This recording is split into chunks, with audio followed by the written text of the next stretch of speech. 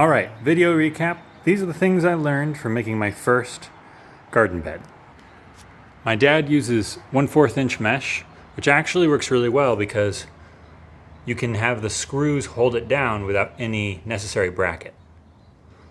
Second thing, that being said, this took me about an hour to screw down. Alternatively, you could use something like this that's about $4 or $5.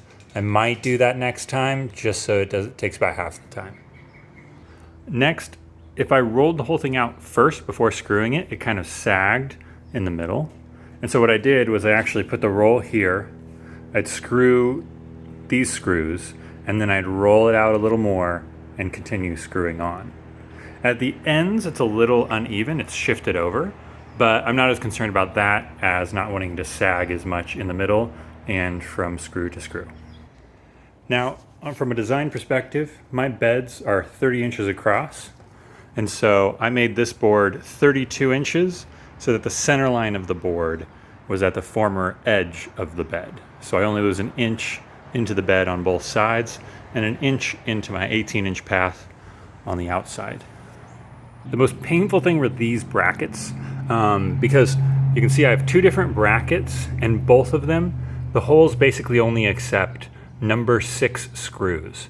There aren't many number 6 screws out there, and definitely not ones that go through more than 2 inches. So it would just barely enter this board. So I needed number 6-inch screws, and this bracket here, you can see in a 2-inch board, it doesn't go all the way around. So make sure that your bracket goes all the way around. There's very few that do. I wanted one on the outside to hold it in better, because I know the boards will want to fall apart, and the screws over time, the threads kind of rots around the threads. So the threads won't hold it in for like the 10-year mark necessarily. They'll start to be pushed out by the soil force on the inside. And so I got this bracket, and these vertical screws should prevent it from leaning outward. But with just the bracket, there's only this metal part connecting these two. So this board could wobble back and forth. So in order to prevent it from wobbling on this side, you can see I've put the 2 traditional screws on the end with a bracket. And I really like these because it looks clean.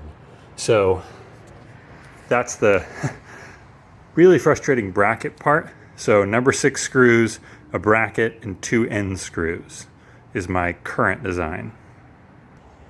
The next thing I learned about was eco wood treatment. So there's various wood treatments you can use. I'm using this because I'm a gardener.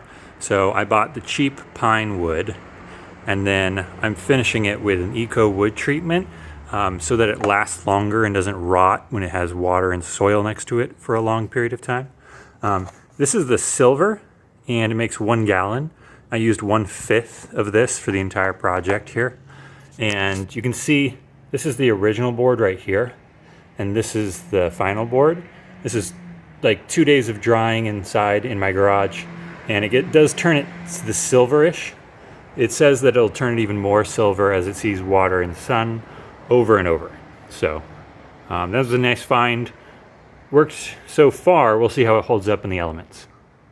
All right, the last part of this project is, of course, the cost. So for this wood, I got 3 wood that was 2-inch by 10-inch by 10 feet. So that's 2 of those boards, and then a third to cut out the 32-inch blocks. So you can see I have some extra right there. That was $30. This mesh, I bought 50 feet of it and used about pretty much 10. So I'm counting it about 1/4, so I used $17 of it. These brackets in total was $13. The finish I did was $3 for this portion of it, because I only used 1/5. And then the screws I'm counting as about $1. So this comes out to $64 to make what you're seeing right here. So that's it. Thanks for watching. Hopefully this helps, and you can make your own any way you want.